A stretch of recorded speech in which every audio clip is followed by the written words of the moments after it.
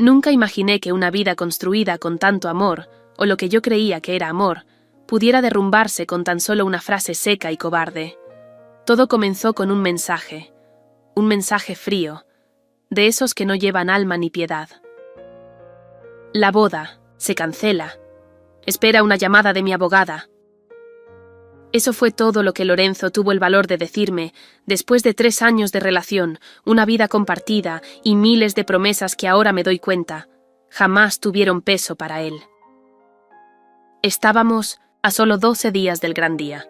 Ya habíamos confirmado el catering, el salón, los músicos, el fotógrafo.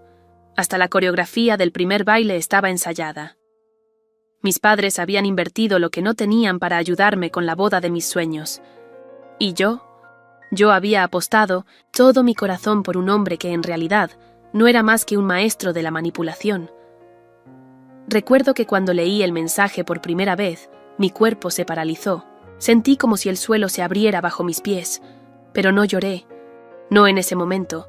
Solo me quedé sentada en el sofá, mirando la pantalla de mi celular, como si esa frase fuera parte de una broma cruel que pronto tendría una explicación lógica. Pero la llamada nunca llegó. No por parte de Lorenzo, al menos. Lo siguiente que supe fue que, efectivamente, la llamada vino, pero fue de alguien más. Una tal Leandra, su abogada. Una mujer con voz firme y tono hostil que no tardó en lanzarme acusaciones que me parecieron tan absurdas como ofensivas. Dijo que Lorenzo se encontraba en un estado de salud delicado, sin empleo, y que yo lo había dejado desamparado en el peor momento de su vida. Alegó abandono emocional, negligencia, y pidió que se hiciera efectiva la división de bienes, incluyendo el apartamento que habíamos comprado juntos meses atrás, aún en proceso de financiamiento. Estaba tan atónita que ni siquiera supe qué responder. ¿Cómo podía estar ocurriendo esto? ¿Cómo podía decir que lo abandoné si fue él quien desapareció con un mensaje de texto? ¿Cómo se atrevía a reclamar derechos sobre un hogar que solo yo había financiado desde el primer pago? Fue entonces cuando empecé a mirar hacia atrás, a revisar mentalmente cada momento, cada conversación, cada gesto suyo que, en su momento, pasé por alto. Y poco a poco, como piezas de un rompecabezas macabro, todo comenzó a encajar. Las pequeñas mentiras, las ausencias disfrazadas de trabajo, los cambios de humor cuando hablábamos de firmar capitulaciones matrimoniales, las evasivas al hablar de finanzas. La verdad se empezó a revelar ante mis ojos como una película de terror. Lorenzo nunca fue el hombre que me enamoró. Fue una fachada cuidadosamente construida, un personaje amable, seductor y empático, diseñado para ganarse mi confianza y abrirse camino a mis recursos, mi estabilidad, mi vida. Decidí contratar a una abogada de confianza, porque estaba claro que aquello no era un simple malentendido. Era una estrategia legal bien pensada, un ataque dirigido con el único objetivo de aprovecharse de mí legal y emocionalmente. Mi abogada, Camila, fue la primera en advertirme. Esto no es solo una ruptura. Esto es una estafa emocional con implicaciones legales, y no estás sola. Fue entonces cuando empecé a recopilar pruebas. Conversaciones, correos, recibos, transferencias bancarias, imágenes, grabaciones, todo lo que pudiera demostrar que Lorenzo jamás dependió económicamente de mí y que, al contrario, siempre fue él quien se benefició de mi apoyo, incluso cuando fingía estar buscando trabajo o lidiando con supuestos problemas de salud. Pero el golpe más bajo llegó una semana después, cuando alguien me envió un enlace a un video que circulaba por redes sociales. Allí estaba él, Lorenzo, sentado en una silla de ruedas, con la mirada perdida y voz temblorosa, llorando ante la cámara y diciendo: «Aurora me dejó cuando más la necesitaba. Estoy enfermo, sin hogar, sin trabajo. Solo quería formar una familia, pero ella me abandonó». Ese video se hizo viral en cuestión de horas. Los mensajes comenzaron a inundar mis redes. Me llamaban despiadada, me insultaban, me deseaban lo peor. Algunos incluso comenzaron a amenazarme. Fue el momento más oscuro de mi vida. No solo había perdido al hombre que amaba, sino que ahora me convertía, ante los ojos del mundo, en una villana sin corazón. Pero algo dentro de mí despertó. Una voz que hasta entonces había estado dormida. No podía dejar que esta mentira creciera. No podía permitir que la historia fuera contada solo desde su perspectiva manipuladora. No podía ser otra mujer más destruida por un hombre que usa el victimismo como escudo para ocultar su verdadera crueldad. Así que respiré hondo, levanté la cabeza y juré que no me iban a derribar, porque aunque me hubieran quitado la boda, el vestido, las ilusiones y hasta la dignidad pública, no me quitarían la verdad. Y con eso en mi corazón, comencé a prepararme para la batalla más difícil de mi vida. Jamás imaginé que el amor pudiera convertirse en un campo de batalla legal, donde cada caricia pasada fuera usada como prueba y cada promesa como una trampa. Aquella mañana, después de recibir el mensaje frío de Lorenzo y la notificación judicial enviada por su abogada, Leandra, sentí que mi mundo colapsaba. Pero lo que no sabían era que, detrás de mi silencio, comenzaba a despertar una mujer dispuesta a defender lo que tanto le costó construir. Todo empezó con una visita al banco. Había un detalle que no me dejaba dormir: el préstamo hipotecario del apartamento que habíamos solicitado juntos. Aunque yo había pagado todas las cuotas, me preocupaba que él pudiera hacer algún movimiento para quedarse con la propiedad. Y mis sospechas no tardaron en confirmarse.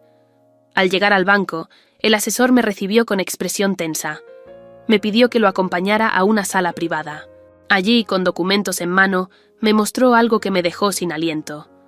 Lorenzo había intentado cambiar los datos de contacto, argumentando que yo estaba en el extranjero y que él necesitaba asumir la gestión del préstamo. Mostré mi identificación, mis comprobantes de pago, y solicité formalmente que mi nombre fuera retirado de cualquier movimiento que él intentara sin mi consentimiento. Esa fue la primera vez que pronuncié esas palabras.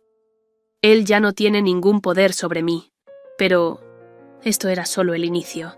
Apenas salí del banco, mi celular comenzó a sonar con insistencia. Era mi mejor amiga, Clara. Me pidió que me conectara de inmediato a las redes sociales, y allí estaba, un video de Lorenzo, en una silla de ruedas, con voz temblorosa y ojos supuestamente llorosos, contando entre suspiros cómo lo había dejado en el momento más difícil de su vida. Dijo que yo lo había abandonado cuando estaba enfermo, que lo había despojado de todo, y que ahora vivía gracias a la ayuda de terceros. Miles de comentarios comenzaron a aparecer. Algunos me atacaban sin piedad, otros se mostraban escépticos, pero lo más alarmante fue ver cómo algunos medios pequeños comenzaron a compartir el video, como si se tratara de una historia conmovedora de traición. Sentí que el suelo se abría bajo mis pies, pero no iba a dejar que esa versión se convirtiera en la verdad. Decidí contactar a una abogada, pero no cualquier abogada. Me recomendaron a Alma Rivas, una mujer reconocida por defender casos de mujeres víctimas de manipulación emocional y violencia silenciosa. Al contarle mi historia, sus ojos se encendieron. «Esto no es solo un caso legal, Aurora. Esto es una batalla por tu dignidad». Juntas empezamos a recolectar pruebas. Revisamos correos, mensajes, transferencias. Encontramos que Lorenzo había falsificado una autorización con mi firma para presentar documentos en el banco. También descubrimos que tenía un historial de demandas anteriores, todas cerradas con acuerdos extrajudiciales donde siempre salía beneficiado económicamente. Era su modus operandi: conquistar, victimizarse, manipular, ganar. Pero hubo un hallazgo que me partió el alma en 1000 pedazos. Alma accedió a un archivo que mostraba una serie de correos entre Lorenzo y Leandra, su supuesta abogada. No solo se referían a mí con desprecio, sino que hablaban abiertamente de la fase 2 del plan. En uno de los mensajes, él escribía: «Una vez que se rompa emocionalmente, el resto será fácil. Ella pagará por amor y por culpa». Tuve que detenerme, respirar, llorar, gritar, porque ahí entendí que nunca me amó, que cada beso, cada abrazo, cada palabra que me susurró al oído fue un cálculo frío, un paso más en un tablero donde yo era la presa y él el cazador. No obstante, el dolor comenzó a transformarse. Ya no era la mujer devastada del inicio. Comenzaba a renacer una versión de mí que ya no necesitaba validación, ni excusas, ni miedo. Decidí que no me quedaría de brazos cruzados. Si quería guerra, la tendría. Pero una guerra legal, justa, y con la verdad como escudo. Solicitamos una pericia caligráfica para demostrar la falsificación. También una revisión médica independiente para verificar su supuesto estado de salud. Y comenzamos a preparar una declaración pública, porque si él había usado las redes para ensuciar mi nombre, yo también usaría mi voz para contar la verdad. Durante ese proceso, muchas personas comenzaron a acercarse a mí, compañeras de trabajo, antiguas amigas, incluso una exnovia de Lorenzo, que me escribió desde otra ciudad para decirme que también había sido manipulada por él y que había firmado papeles sin entender lo que implicaban. Era como si todas hubiéramos sido piezas en su juego. Una noche, mientras revisaba documentos con Alma, me detuve a mirar una foto mía con Lorenzo, tomada en los primeros meses de relación. En ella, yo sonreía con el alma, con los ojos, con el corazón. Al verla, me di cuenta de lo mucho que había perdido, pero también de lo mucho que había aprendido, porque cuando te arrebatan todo, incluso la fe en el amor, solo queda una opción: reconstruirte desde las ruinas, pieza por pieza, con cicatrices, sí, pero también con una fuerza que ya nadie puede quebrar. En la siguiente audiencia nos presentamos ante el juez. Lorenzo llegó en silla de ruedas, con Leandra a su lado. Su mirada era desafiante. Pero yo ya no era la misma. Vestida de negro, con la frente en alto, llevé conmigo cada prueba, cada testimonio, cada golpe que había transformado en lección. El juez solicitó que ambas partes presentaran sus argumentos. Leandra, con su arrogancia habitual, habló durante más de 20 minutos sobre el abandono, el sufrimiento de su cliente y la supuesta intención mía de dejarlo sin recursos. Y entonces me tocó a mí. Me levanté, miré al juez a los ojos y hablé. Conté todo, desde el inicio. Cómo se conocieron nuestras vidas, cómo floreció lo que yo creía amor, cómo se gestó la traición. Presenté cada prueba, cada mensaje, cada intento de manipulación. Hablé con la voz firme, aunque por dentro temblaba. Pero no por miedo, sino por la intensidad de la verdad. Cuando terminé, la sala estaba en silencio. Incluso el juez bajó la mirada por unos segundos antes de pedir un receso. Salí de allí sabiendo que la batalla no había terminado, pero también sabiendo que la semilla de la verdad ya había sido plantada. Ese día, mientras caminaba por la calle, sola, sin el peso del pasado en mis hombros, entendí algo profundo. Nunca más permitiría que alguien definiera mi historia. Porque esa, a partir de ahora, solo la escribo yo. Después de aquella audiencia, muchas cosas comenzaron a cambiar, tanto fuera como dentro de mí. Aunque el juicio todavía no había concluido, yo sentía que algo en mi interior se había roto. O más bien, algo viejo había caído para dar paso a lo nuevo. Ya no era la mujer ingenua que creía en las palabras dulces sin cuestionar las intenciones. Había despertado, y una vez que abres los ojos, no hay forma de volver a cerrarlos. Al día siguiente, los medios que antes compartían la versión manipulada de Lorenzo empezaron a recibir documentos filtrados, pruebas contundentes, incluso declaraciones de personas que lo conocían bien. No fui yo quien las filtró. Fue una periodista que, con ética y valentía, decidió investigar por su cuenta, al ver que algo no encajaba. Su reportaje fue un terremoto. Lo tituló La otra cara del llanto, víctima o manipulador. A partir de ahí, el castillo de mentiras de Lorenzo empezó a tambalear. Leandra, su abogada, fue cuestionada en el colegio de abogados por posibles faltas éticas, y algunos de sus antiguos clientes comenzaron a contar sus malas experiencias con ella. Era como si las piezas de dominó, una tras otra, cayeran solas. Pero no todo era fácil. A medida que la verdad salía a la luz, también aumentaba el nivel de hostigamiento. Recibí amenazas anónimas, mensajes que intentaban hacerme retroceder, que me llamaban desalmada, oportunista, mujer fría. Me dolía, claro, pero ya no me detenía. Cada mensaje, cada intento de intimidación era combustible para seguir. Una tarde, Alma me acompañó a revisar unos archivos notariales.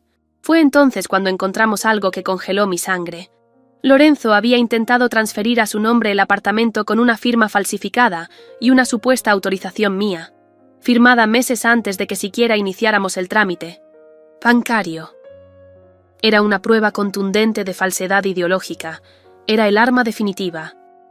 Alma, con su temple firme y sabiduría legal, presentó de inmediato la denuncia penal. Ya no era solo un juicio por bienes. Ahora Lorenzo enfrentaba cargos criminales. Y aunque intentó moverse rápido para victimizarse aún más, su discurso comenzó a desgastarse. Las contradicciones en su historia eran tantas que ni él mismo podía sostenerlas. Sin embargo, lo que más me marcó fue un encuentro inesperado. Un día, caminando hacia el juzgado, una mujer me detuvo. Era mayor, de rostro triste, pero con una mirada cargada de verdad. Me dijo que era la tía de Lorenzo, que había visto mi historia en la televisión y que necesitaba hablar conmigo. Dudé.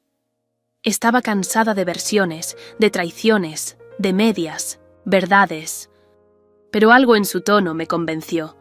Nos sentamos en una cafetería, y ahí, entre lágrimas contenidas, me confesó que Lorenzo había sido criado en medio de mentiras, viendo a su madre manipular situaciones para obtener beneficios, que desde pequeño aprendió a fingir dolor para lograr lo que quería, que cada vez que se sentía descubierto, usaba el recurso de la enfermedad o el abandono, que su vida entera era una obra de teatro donde él era siempre la víctima principal. Me costó escucharlo. Parte de mí quería seguir odiándolo, verlo solo como un monstruo, pero entender su historia no justificaba lo que me había hecho.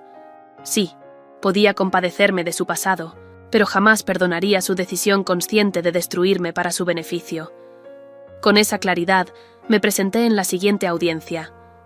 Esta vez no como alguien que buscaba defenderse, sino como alguien que iba a exigir justicia. La sala estaba más llena que nunca. Los medios ya no estaban de su lado. Algunos familiares de Lorenzo ni siquiera se presentaron.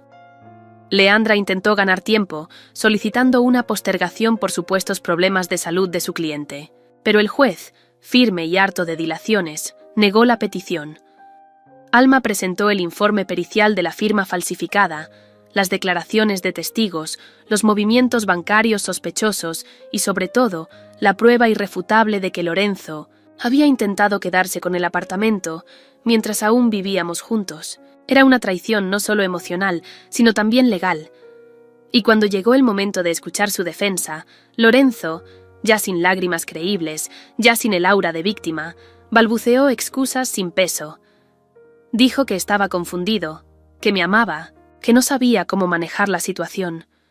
Pero nadie le creyó, ni siquiera él mismo.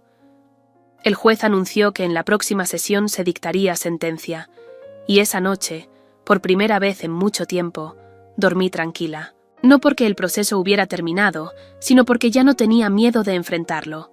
Pero lo más sorprendente estaba por venir. A la mañana siguiente, al revisar mi correo, encontré un mensaje anónimo. No tenía asunto, solo un archivo adjunto. Dudé antes de abrirlo. Podía ser otra amenaza, otro intento de manipulación. Pero mi intuición me decía que lo revisara. Y allí estaba. Un video grabado por una cámara de seguridad doméstica, con fecha y hora exactas, donde se veía claramente a Lorenzo entrando en una oficina notarial, hablando con un funcionario y entregando documentos. Entre ellos, el papel con mi firma falsificada. El ángulo mostraba todo, su rostro, sus gestos, la tranquilidad con la que llevaba a cabo su fraude. Ese video era dinamita. Alma casi no podía creerlo cuando se lo mostré. «Con esto», dijo, «no solo lo condenarán, lo despojarán de toda credibilidad». Pero ¿quién había enviado el video? Días después, supe que había sido una asistente del notario, que, tras ver la noticia en redes, decidió revisar las grabaciones y actuar por justicia. A veces, los actos más valientes vienen de quienes menos esperas. Con ese video, el proceso tomó otro giro. Lorenzo fue citado de urgencia para una audiencia penal. El fiscal no tuvo piedad. Lo acusó formalmente de falsedad ideológica, intento de estafa y manipulación dolosa de procedimientos legales. Y ahí estaba yo, presente. No por venganza, sino por dignidad. Porque cuando alguien intenta arruinarte la vida con mentiras, la única respuesta justa es la verdad. Una verdad, sostenida con pruebas, con valor, con integridad. Ese día, al salir del juzgado, no sentí euforia, sentí paz, porque había defendido no solo mis bienes, sino también mi historia, mi voz, mi verdad. Y aunque aún faltaba la sentencia final, yo ya me sentía victoriosa, porque aprendí que el amor propio no se negocia, que no se puede amar a quien te destruye, y que una mujer traicionada puede convertirse en un huracán de justicia. Nunca imaginé que la calma posterior a la tormenta tuviera un sabor tan amargo y tan dulce al mismo tiempo. Por fuera, todo parecía estar en su sitio. Lorenzo había sido formalmente acusado, las pruebas eran irrefutables y el juicio estaba próximo a terminar. Pero por dentro, yo seguía reconstruyéndome con los fragmentos de lo que había sido. Lo que más me costaba aceptar no era la traición en sí, era haber compartido años de mi vida con alguien que siempre tuvo un plan oculto, que me miraba a los ojos mientras diseñaba mi ruina. Esa herida era más profunda que cualquier pérdida material. Era como haber amado a un espejismo. Pero no me permití quedarme en ese dolor. Empecé a llenar mi agenda con nuevos compromisos. Volví a dar conferencias. Retomé antiguos proyectos que había abandonado por priorizar la relación con Lorenzo. Y acepté una invitación para hablar sobre violencia psicológica y manipulación emocional en una universidad. Fue allí donde comprendí algo fundamental. Mi historia no era solo mía. Era el eco de muchas otras mujeres que habían callado demasiado. Después de la charla, se me acercaron varias estudiantes con lágrimas en los ojos. Una me dijo: «Tu historia me dio el valor de dejar a alguien que me estaba destruyendo». Otra, más tímida, simplemente me abrazó y no soltó palabra. Pero su gesto decía todo. Me di cuenta de que había algo más grande que mi lucha individual. Había una necesidad colectiva de nombrar el abuso, de señalarlo, de enfrentarlo.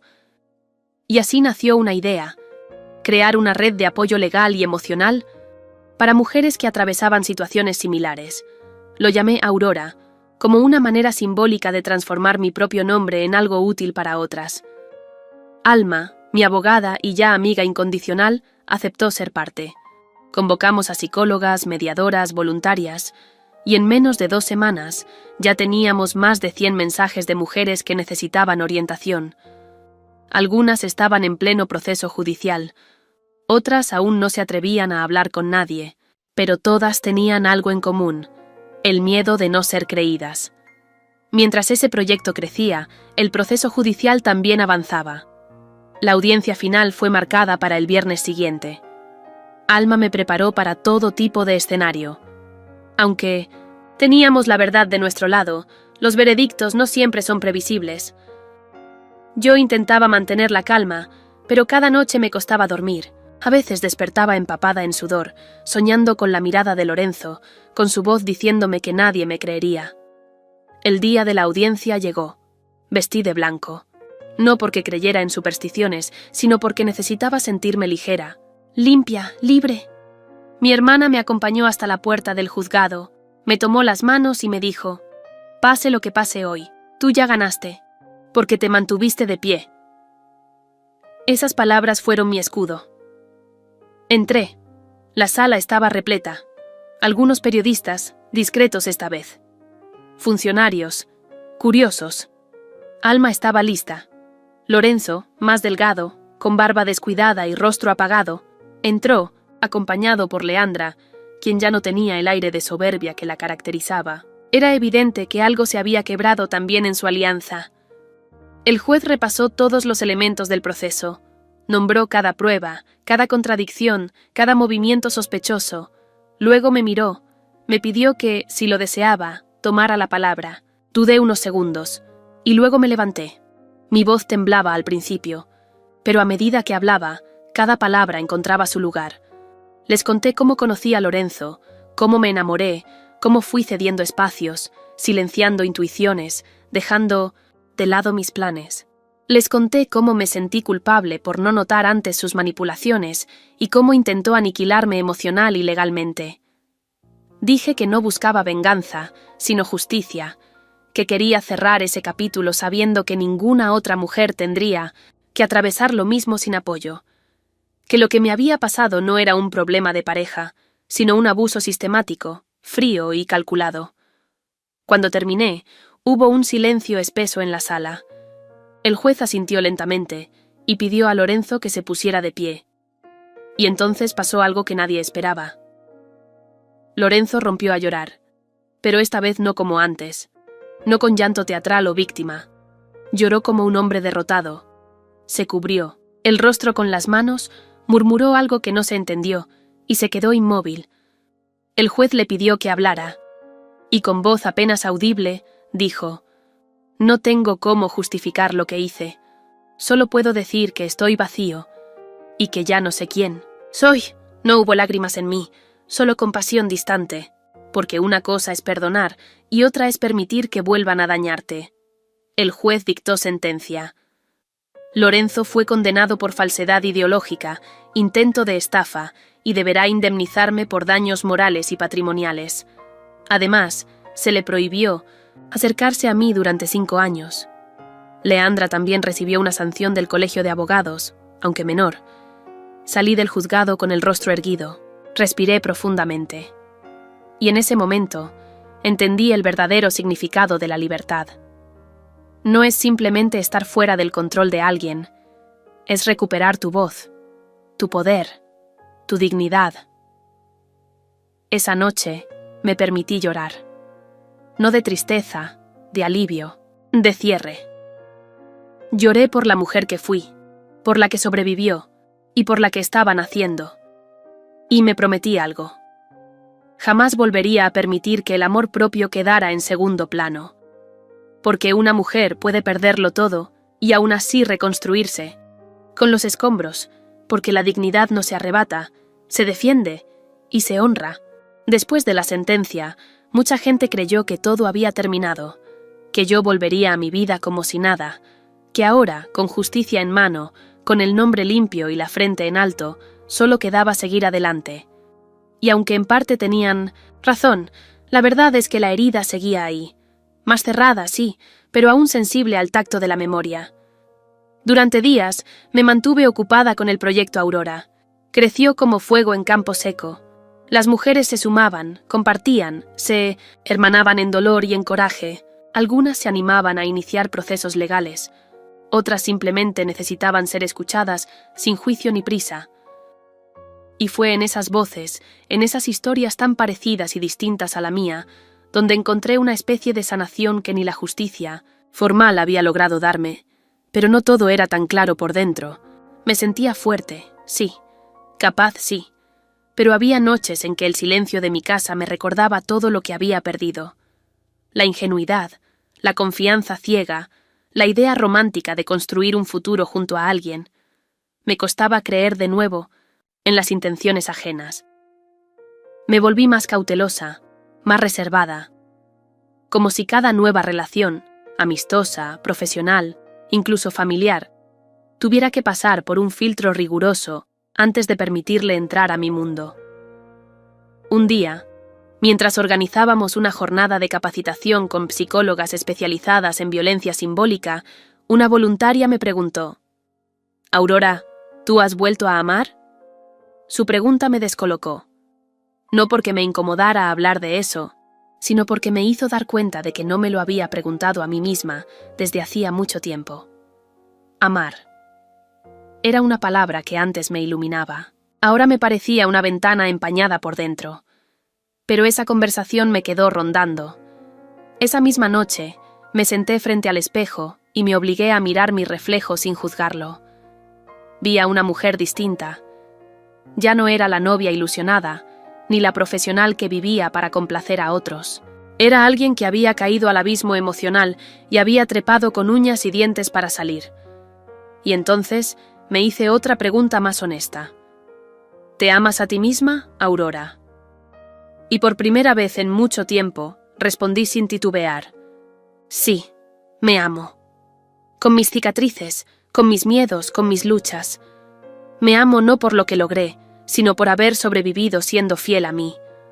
Con el tiempo, comencé a rodearme de personas nuevas, mujeres inspiradoras, hombres que no se sentían amenazados por mi fuerza, colegas con verdadera ética, Alma y yo hicimos una alianza de por vida, ya no solo como abogada y cliente, sino como amigas y socias en una cruzada silenciosa pero imparable. Un día, durante un evento sobre justicia de género, me reencontré con alguien que no veía desde la universidad, Matías. Habíamos compartido clases, risas y algunos cafés en épocas menos turbulentas. Él también había atravesado un divorcio difícil, aunque desde otro lugar. Nos miramos como quien se encuentra con una versión más madura de un recuerdo. Empezamos a hablar, a intercambiar ideas, a colaborar. No hubo fuegos artificiales, ni declaraciones impulsivas. Solo complicidad, respeto y tiempos suaves. Y fue en ese ritmo pausado donde entendí que amar no tiene que doler. Que puede ser tierno, tranquilo, sin perder profundidad. No sabía si estaba lista para algo más, pero me permití no cerrarle la puerta al futuro. Mientras tanto, los medios empezaron a interesarse por mi historia de otra forma. Ya no como un escándalo de redes, sino como un caso emblemático de cómo la manipulación emocional y legal puede ser desmantelada con valentía, apoyo adecuado y documentación. Recibí invitaciones para entrevistas, para escribir un libro, incluso para participar en una serie documental. Pero fui selectiva. No quería volver a ser reducida a la víctima del novio farsante. Mi historia no era un espectáculo. Era un llamado de atención. Un domingo por la tarde, mientras revisaba archivos para la asociación, recibí un correo inesperado. Era de Leandra. Sí, la misma abogada que me hostigó, que defendió a Lorenzo con uñas y dientes, que fue cómplice de sus artimañas. El asunto decía, disculpas, y una confesión pendiente. Tardé varios minutos en decidir si abrirlo. Cuando lo hice, encontré un mensaje largo, prolijo, pero visiblemente cargado de culpa. Leandra decía que, tras el fallo, su reputación había quedado dañada, que había sido suspendida por 6 meses, que sus antiguos clientes ya no confiaban en ella. Pero lo más impactante fue leer que no solo reconocía que se dejó llevar por una causa corrupta, sino que también confesaba que Lorenzo le había ofrecido una parte del apartamento si lograba sacar mi nombre del contrato hipotecario. Sí, era incluso más sucio de lo que imaginaba. Decía que no escribía para justificar nada, sino porque necesitaba limpiar un poco su conciencia. Me ofrecía testificar a mi favor en cualquier otro proceso que surgiera, e incluso estaba dispuesta a colaborar con la Red Aurora de forma anónima, como una forma de reparar lo que había dañado. No respondí de inmediato. Pasé días reflexionando. No sentía odio hacia ella, pero tampoco gratitud. Sentía que esa confesión llegaba tarde, aunque quizás era mejor tarde que nunca. Y si realmente estaba dispuesta a usar su experiencia para ayudar a otras mujeres, entonces tal vez valía la pena considerarlo. Decidí escribirle un mensaje corto. La redención empieza cuando uno deja de hablar de sí mismo para escuchar a quienes dañó. Tienes mucho que reparar. Te deseo claridad. Aurora. No hubo más contacto desde entonces. Hoy, mientras escribo estas líneas, me doy cuenta de algo. No se trata de cerrar capítulos, sino de transformarlos. El dolor no desaparece. Se convierte en motor, en trinchera, en bandera. Y aunque aún tengo momentos de duda, sé que no soy la misma. Soy Aurora. Y mi nombre ahora no solo me representa a todas las que se niegan a ser silenciadas, a todas las que renacen desde el fondo. Creí que lo peor había pasado, que las tormentas más feroces ya habían rugido sobre mi vida y que ahora solo quedaba reconstruir desde las cenizas, como el ave fénix que todas decían que yo era. Pero hay cosas que uno no controla. Hay sombras que, aunque uno las expulse por la puerta, regresan por la ventana con rostro cambiado y nueva estrategia. Era una mañana cualquiera. Me encontraba preparando una ponencia sobre abuso sistémico en relaciones de poder para un congreso en Montevideo cuando recibí un mensaje de Alma. Tenemos que hablar, urgente. No suelo alarmarme con facilidad, pero ese mensaje me heló el estómago. Alma no era de usar adjetivos dramáticos. Si decía urgente, era porque lo era. Nos encontramos en su oficina 1 hora después. Ella ya estaba ahí, con una carpeta, Manila entre las manos, su rostro pálido y sus labios apretados como si contuviera una explosión. Me ofreció sentarme. No lo hice, solo le pregunté: ¿qué pasó ahora? Me extendió la carpeta. Lorenzo ha presentado una demanda por difamación agravada. Me reí. Fue un reflejo involuntario, casi absurdo. ¿Difamación? ¿Después de todo lo que hizo? ¿Después de las pruebas, del juicio, de su condena moral frente a toda la sociedad? No es una demanda común, dijo Alma. Está usando una figura que le permite alegar que tus acciones afectaron su salud mental y su vida profesional. Está intentando revertir el relato. Nuevamente. Tuve que sentarme. El suelo pareció moverse bajo mis pies. Dentro de la carpeta había declaraciones, capturas de pantalla de publicaciones de la red Aurora, entrevistas mías, columnas en periódicos, todo compilado con la clara intención de construir una narrativa en la que él era la víctima de una campaña de linchamiento digital, y yo, la instigadora de su ruina. Incluso había informes médicos que aseguraban que Lorenzo estaba bajo tratamiento psiquiátrico por depresión severa y paranoia.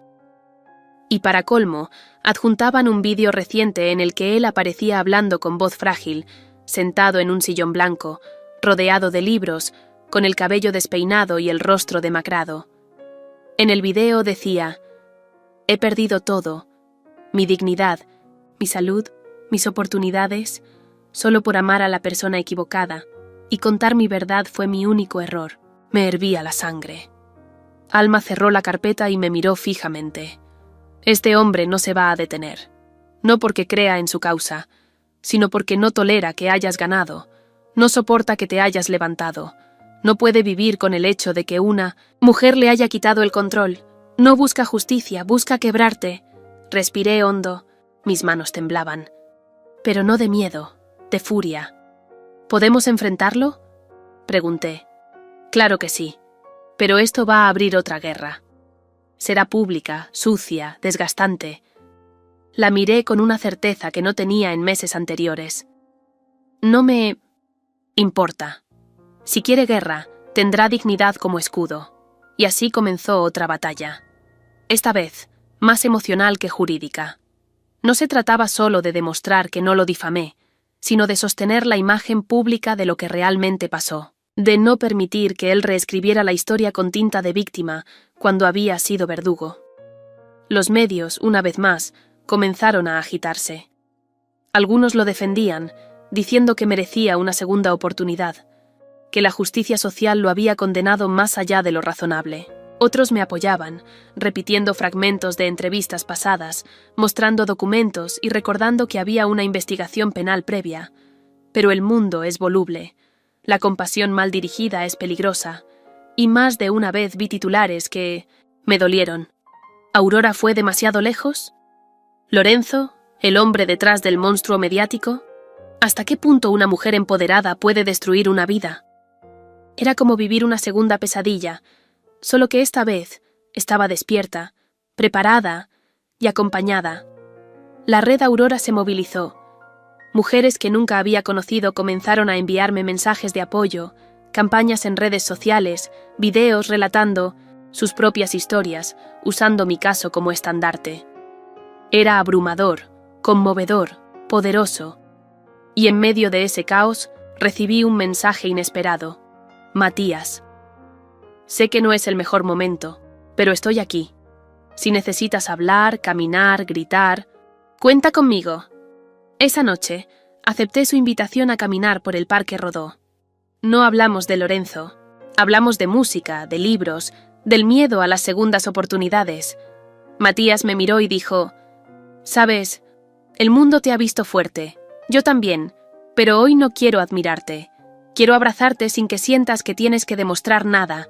Ahí lloré, como no lloraba desde hacía meses, porque sí, ser fuerte cansa, ser símbolo cansa, y a veces lo único que una mujer necesita es poder llorar sin pedir perdón por ello. Las semanas siguientes fueron duras. La defensa legal avanzaba, pero los ataques virtuales aumentaban. Lorenzo había encontrado un nicho de seguidores, hombres, resentidos con el feminismo, mujeres engañadas por su relato melodramático, medios que solo buscaban rating. Me acusaban de destrozar hombres. Decían que yo era parte de una agenda para criminalizar el amor. Amor. Eso era amor. Lo que él hizo, lo que planeó. No, era poder, control, manipulación. Y si hay algo que aprendí, es que el amor jamás se disfraza de veneno. Finalmente, llegó el día de la primera audiencia. Frente al juez, mis abogados, los suyos y algunos medios autorizados, vi entrar a Lorenzo con bastón, ojos bajos y una expresión de mártir. Pero esta vez no me temblaron las piernas. Me puse de pie, declaré mi verdad, presenté pruebas, grabaciones, testimonios. Y sobre todo, hablé de cómo él intentaba usar el mismo sistema que antes para silenciarme. Cómo ahora usaba el disfraz de víctima para manipular desde otro ángulo. El juez, aún sin emitir sentencia, fue claro. Señor Lorenzo, este tribunal no está aquí para lavar culpas sociales, sino para impartir justicia basada en hechos. Y los hechos hasta ahora no lo favorecen. Salí del juzgado en medio de aplausos, no de una multitud, sino de las mujeres que estaban allí conmigo, de Alma, de Matías. Y por primera vez entendí que no necesitaba vencer para sanar. Solo necesitaba no rendirme. Nunca imaginé que un día como ese llegaría. Un día en el que no sintiera miedo al despertarme, en el que no tuviera que repasar mentalmente todos los posibles ataques o humillaciones que podrían llover sobre mí. Un día en el que pudiera caminar erguida, no solo por la ciudad, sino dentro de mi propia historia. La demanda de Lorenzo fue archivada. No hubo sentencia final, porque ni siquiera se llegó a juicio. El juez, en una resolución breve pero contundente, concluyó que no había fundamentos, ni jurídicos ni morales, para sostener semejante intento de reversión narrativa. La palabra que usó fue temeraria. Y con ella me sentí finalmente libre. Pero la libertad no vino con la resolución legal.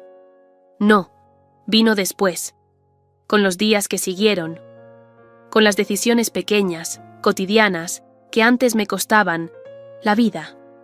Dormir con la ventana abierta, salir sin mirar atrás, reír en voz alta sin sentir que debía pedir permiso. Vino con los abrazos silenciosos de desconocidas que me reconocían en la calle, con los correos de jóvenes que me decían que, gracias a mi historia, habían podido cortar con relaciones tóxicas, con los mensajes de madres que hablaban con sus hijas sobre el amor y el abuso sin miedo, por primera vez. Un día, caminando por la Rambla, una niña se me acercó. Tendría unos 10 años. Me miró seria y me dijo: «Mi mamá dice que sos valiente. ¿Te dolió mucho serlo?» Me quedé muda. Solo pude agacharme, acariciar su rostro y decirle: «A veces duele, pero no serlo, duele más». La niña sonrió y se fue corriendo. Y yo me quedé ahí, con el alma temblando. Comencé a escribir un libro. No sobre Lorenzo, no sobre el juicio, sino sobre mí, sobre todas las mujeres que fui, la hija obediente, la novia enamorada, la esposa silenciada, la profesional sacrificada, la mujer destruida y finalmente la mujer reconstruida. Lo titulé Coronada de cicatrices. En el prólogo escribí: «No me volví fuerte porque quise, me volví fuerte porque nadie vino a salvarme, y cuando lo entendí, me convertí en mi propia heroína». El libro fue un éxito inesperado, fue traducido a varios idiomas, invitaciones comenzaron a llegar desde España, Argentina, Chile, México, incluso desde universidades de Estados Unidos. Pero lo que más me emocionó fue que no era el libro en sí lo que interesaba, era la historia detrás, era mi voz, mi forma de contar, de no endulzar lo que había sido amargo, de no disfrazar la vergüenza con palabras poéticas, porque la vergüenza no era mía, nunca lo fue. Y luego vino el día que cambió todo. Me invitaron como oradora principal a un foro internacional sobre violencia simbólica y resiliencia femenina. El evento se realizaría en un teatro enorme de Montevideo, con más de 1000 personas. Iban a estar presentes activistas, juezas, artistas, periodistas, estudiantes. Al principio, dudé. ¿Qué podía decir yo que no se hubiera dicho ya? ¿Qué historia tenía yo que no se repitiera en tantas otras? Pero entonces recordé una frase que escribí en mi diario, la noche en que me vi obligada a huir de mi propia casa. No quiero sobrevivir. Quiero vivir, y vivir con dignidad es una forma de revolucionar el mundo. Y así lo hice. Subí al escenario con el corazón en la garganta. Vi los rostros expectantes. Vi pancartas que decían: «Gracias, Aurora. Tu voz es nuestra voz. No estás sola». Tomé el micrófono. Y comencé, como siempre, contando la verdad. Me llamo Aurora. Y durante años confundí el amor con la obediencia, la entrega con la anulación, el compromiso con el sacrificio. Pensé que el silencio era paz, que el dolor era parte del precio, pero estaba equivocada. Lo entendí tarde, pero lo entendí. Nadie debe vivir suplicando cariño ni pagando por existir. Yo fui víctima, pero no me quedé ahí. Me reconstruí, me equivoqué, me caí, me odié, me perdoné. Y un día me volví a mirar al espejo sin miedo. Y lo que vi fue a una mujer completa. Rota, sí, pero digna. Y eso me salvó. Hubo silencio. Un silencio que gritaba. Y luego aplausos. Largos, intensos, incontenibles. Cuando bajé del escenario, una de las organizadoras me alcanzó una caja. Me dijo que era un símbolo, un gesto de gratitud. La abrí. Era una corona hecha de metal reciclado, con pequeñas piedras incrustadas, irregulares, imperfectas. Una placa decía: «Para la reina que se coronó a sí misma». Lloré. Claro que lloré, porque esa corona no era un trofeo, era un cierre, una afirmación, una reivindicación. Recordé entonces el día de mi cumpleaños, cuando Leandra, esa mujer tan vacía y arrogante, colocó sobre mi cabeza la corona del desprecio, con la inscripción Reina de la Vergüenza. Pensó que me hundía, que me mataba en vida, pero no sabía que las verdaderas reinas no se hacen en las cortes del poder, ni en las bodas llenas de apariencias. Se forjan en el dolor, en la lucha, en la resiliencia. Esa noche volví a casa y me senté frente al espejo. Coloqué la corona nueva sobre mi cabeza. No había fotógrafos, no había público, solo yo. Y me miré, y sonreí, porque finalmente, después de todo, entendí que nunca estuve esperando que el mundo me valorara. Estaba esperando que yo lo hiciera, y ese día al fin me coroné.